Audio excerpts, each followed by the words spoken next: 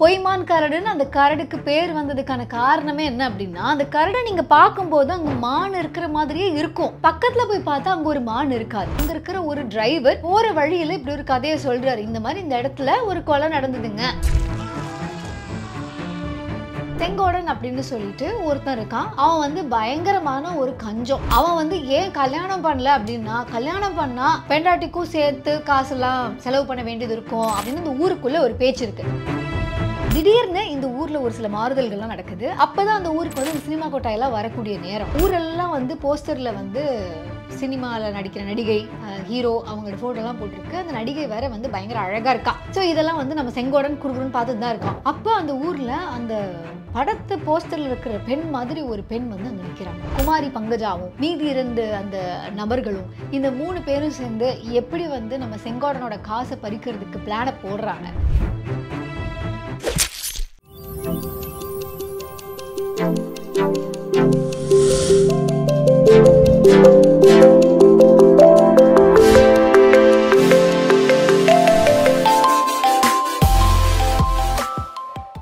அமரர் கல்கி எழுதின புத்தகங்கள்ல நான் ரீசெண்டாக ஒரு புக்கு படித்தேன். பட் எனக்கு அந்த புக்கு பிடிக்கல.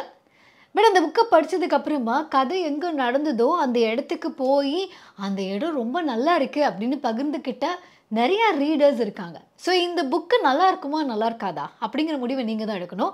அமரர் கல்கி அவர்கள் எழுதின பொய்மான் கரடு அப்படிங்கிற அந்த புக்கை பற்றி தான் இன்றைக்கி நம்ம பார்க்க போகிறோம். பொய்மான் கரடு அப்படிங்கிறது சேலம் நாமக்கல் ஹைவேல இருக்கிற ஒரு முக்கியமான ஒரு ஸ்பாட்டு. பொய்மான் கரடுன்னு அந்த கரடுக்கு பேர் வந்ததுக்கான காரணமே என்ன அப்படின்னா, அந்த கரடை நீங்கள் பார்க்கும்போது அங்கே மான் இருக்கிற மாதிரியே இருக்கும். பட் பக்கத்தில் போய் பார்த்தா அங்கே ஒரு மான் இருக்காது. இது வந்து நிஜமாவே ஒரு இடத்துல இருக்குது. சேலம் நாமக்கல் ஹைவேல தான் இருக்குது. ஸோ அங்கே போய் நிறைய பேர் அதை பார்த்துட்டு, ஆஹா கல்கி அவர்கள் புத்தகத்தில் எழுதின அந்த இடம் இதுதான், நேரில் பார்க்குறதுக்கு இன்னும் அழகாக இருக்குது அப்படின்னு சொல்லியிருக்காங்க. ஸோ இந்த புத்தகமும் நமக்கு பிடிக்குதோ பிடிக்கலையோ, கதை உங்களுக்கு பிடிக்குதோ பிடிக்கலையோ, நீங்கள் அந்த இடத்த போய் பார்க்கலாம். அந்த அதர் ஹேண்ட் இந்த பொய்மான் கரடு அப்படிங்கிறது அந்த புக்கில் என்ன இருக்குது, அந்த புக்கில் எனக்கு என்ன பிடிச்சிருந்தது பிடிக்கலை, உங்களுக்கு அது நீங்கள் படிக்கலாமா வேணாமா அப்படிங்கிற அந்த முடிவுகள்லாம் எடுக்கணும் அப்படின்னா அந்த புக்கை பற்றி இன்னும் ஒரு சில விஷயங்கள் நம்ம தெரிஞ்சுக்கலாமா? அமரர் கல்கிக்குன்னு ஒரு ஸ்டைல் ஒன்று இருக்குது. அவர் வந்து நிறைய ஹிஸ்டாரிக்கல் ஃபிக்ஷன் எழுதியிருக்காரு அப்படிங்கிறதுனால நம்ம அது நிறைய படித்து அதில் குளிச்சிருக்கோம். அப்படிங்கிறதுனால அந்த பொன்னியின் செல்வன், பார்த்திபன் கனவு அந்த மாதிரியான புத்தகங்கள் நான் படிச்சிருக்கேன். எனக்கு ரொம்ப பிடிச்சிருந்திருக்கு. அதை பற்றி நம்ம பகிர்ந்துருக்கோம் இந்த புக் ஷோ வீடியோஸ்லேயே. ஆனால் இந்த பர்டிகுலர் புக்கு வந்து அவ்வளோ ஹிஸ்டாரிக்கல் ஃபிக்ஷன்லாம் கிடையாது. ஆன் தி அதர் ஹேண்ட் இதில் வந்து அமரர் கல்கி அவர்கள் வந்து அந்த சேலம் நாமக்கல் ஹைவேல போகும்போது அங்கே இருக்கிற ஒரு டிரைவர், அந்த டிரைவர் வந்து போகிற வழியில் இப்படி ஒரு கதையை சொல்கிறாரு. இந்த மாதிரி இந்த இடத்துல ஒரு கொலை நடந்ததுங்க அப்படிங்கிற மாதிரி ஒன்று சொல்கிறாரு. அந்த கொலையை பற்றி அவர் சொன்ன விஷயங்களை வச்சு அவர் எழுதின ஒரு கதை தான் இந்த கதை. ஸோ என்ன நடந்திருக்கும் அப்படிங்கிற அவரோட யூகம் எல்லாத்தையும் வச்சு அழகாக ஒரு கதை வடிவத்தில் அவர் கொடுத்துருக்காரு பொய்மான் கரடு அப்படிங்கிற இந்த பர்டிகுலர் நாவலில். ஸோ இது வந்து ஒரு குறுங்கதை தான், ஒரு சின்ன நாவல் தான் அது. குறுங்கதைன்னு சொல்ல முடியாது. இது வந்து ஒரு குறு நாவல் தான், ரொம்ப ரொம்ப ஷார்ட்டான ஒரு நாவல் தான் அது. ஸோ நீங்கள் படிக்கணும்னு நினச்சிங்கன்னா நான் சொன்னதை கரெக்டாக இல்லையா, சொல்கிற மாதிரி இந்த புக் நிஜமாக நல்லா இல்லையா, வாட் இஸ் திஸ் அப்படிங்கிறத நீங்கள் கண்டுபிடிக்கிறது ஒரு நாள் உங்களுக்கு போதும். அதுக்கு மேலே உங்களுக்கு தேவைப்படாது. ரொம்ப ரொம்ப சின்ன புக் தான் அது. ஸோ இந்த புக்கில் வந்து இருக்கிற கதையை பற்றி நான் சொல்கிறேன். அதுக்கப்புறமா you can decide for your self.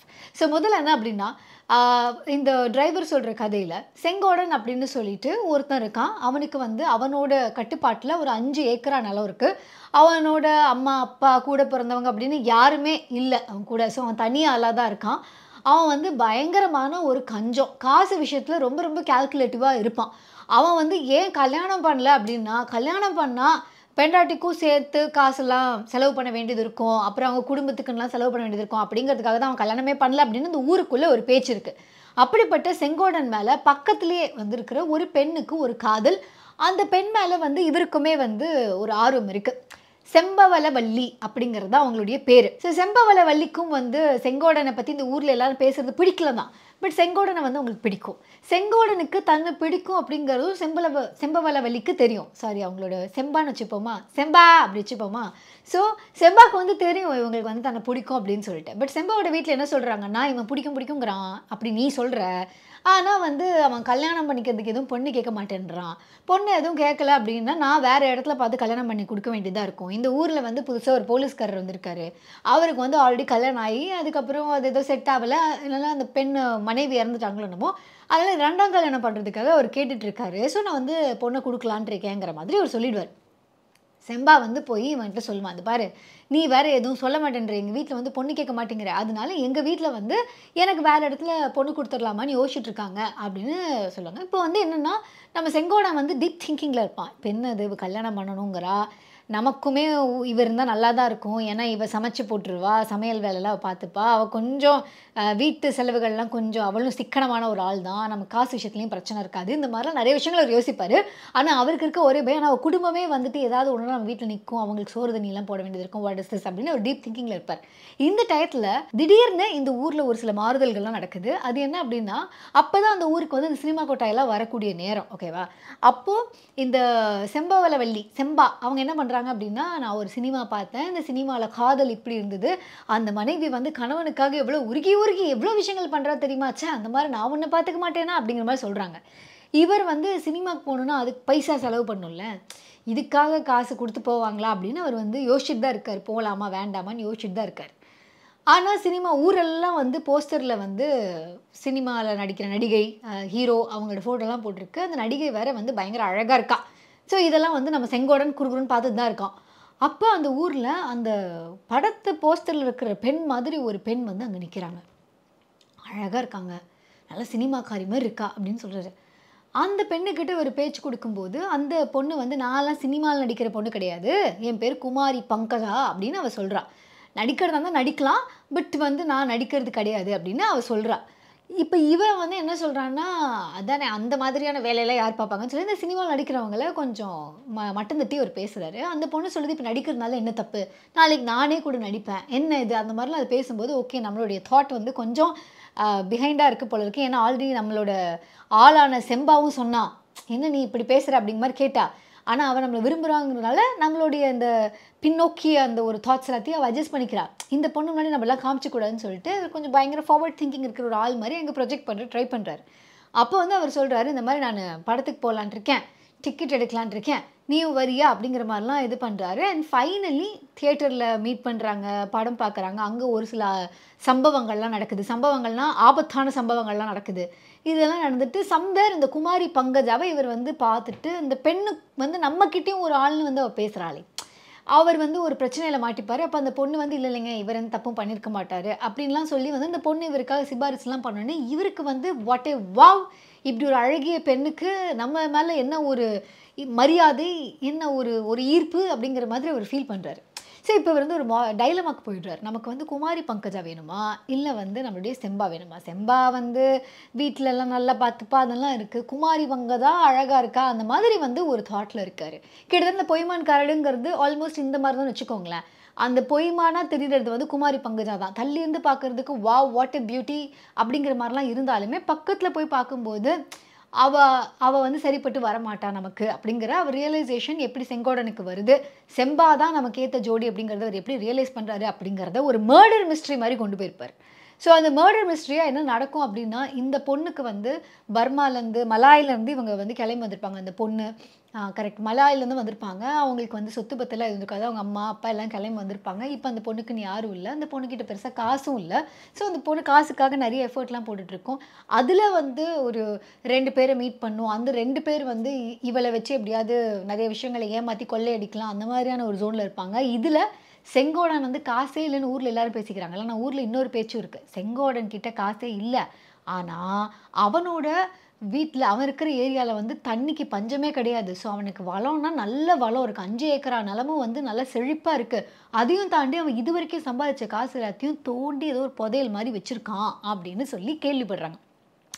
So இந்த குமாரி பங்கஜாவும், மீதி 2 அந்த நபர்களும், இந்த 3 பேரும் சேர்ந்து எப்படி வந்து நம்ம செங்கோடனோட காச பறிக்கிறதுக்கு பிளான போடுறாங்க. அதுல ஒரு கொலை நடக்கிற அளவுக்கு என்ன நடக்குது? அதுல எப்படி நம்ம குமாரி பங்கஜா வந்து எல்லாத்தையும் காப்பாத்துறா? லைக் எல்லாத்தையும் இல்ல. அட்லீஸ்ட் வந்து செங்கோடனுக்காக எவ்ளோ ரிஸ்க் எடுக்கிறா? அந்த ரிஸ்க் எடுக்கிறத செங்கோடன் பார்த்து செம்பா மேல அவன் வந்து கரெக்ட். செம்பா தான் நமக்கு சரியான ஆள்ன்னு எப்படி அந்த ரியலைசேஷனுக்கு வரான் அப்படிங்கிறது தான் கத. பட் கல்கியோட நடையெல்லாம் பார்க்கும்போது வந்து நீங்கள் படிக்கும்போது விஷுவலைசேஷன்லாம் வருமான்னு கேட்டால் அதெல்லாம் வரும். அது வந்து ஆப்வியஸ்லி அவருடைய ரைட்டிங் ஸ்கில் சூப்பருங்கிறனால டெஃபினெட்லி அது எல்லாமே இருக்குது. பட் சம்வேர் நான் படிக்கும்போது எனக்கு வந்து செங்கோடனுக்கும் ரூட் பண்ண முடியல. செங்கோடன் எனக்கு குமாரி பங்கஜாவை லவ் பண்ணாலும் எனக்கு ஓகே தான். இல்லை செம்பாவளவல்லியை அவர் வந்து லவ் பண்ணாலும் ஓகே தான். ஸோ வாட் அப்படிங்கிற மாதிரி தான். என்னால் எந்த கேரக்டரோடய இவ்வளோ ரிலேட் பண்ணிக்க முடியல. ஒருவேளை இந்த கதை வெளிவந்த காலகட்டத்தில் நிறைய பேருக்கு ரிலேட்டபிளாக இருந்திருக்குமானா இருந்திருக்கலாம். பட் எனக்கு அப்படி இருக்கல. ஆனா பொன்னியின் செல்வன் அதெல்லாமே நம்ம இப்ப இருக்கிற டயத்துல வரல தான். அது எப்போ வந்தது தான். பட் இப்ப நம்ம படிக்கும்போதும் அதுல ஒரு கனெக்ட் இருக்குல்ல. அந்த ஒரு கனெக்ட் வந்து எனக்கு பொய்மான் கரடுல கிடைக்கல. ஸோ சம்டைம்ஸ் நமக்கு வந்து ரொம்ப ரொம்ப பிடிச்ச ஆத்தர்ஸாவே இருப்பாங்க. பட் அந்த ஆத்தருடைய ஒர்க்ல ஒரு சிலது நமக்கு பிடிக்காம போகலாம். எனக்கு முராகமியோட ஒர்க்ஸ்லயும் அந்த மாதிரி ஒரு சில ஒர்க்ஸ் இருக்குதான். எதுக்கு இது எழுதியிருப்பாரு? இது என்னன்னு நினைச்சு எழுதியிருப்பாரு? அந்த மாதிரி எனக்கு ஒரு தாட் வரும் தான்.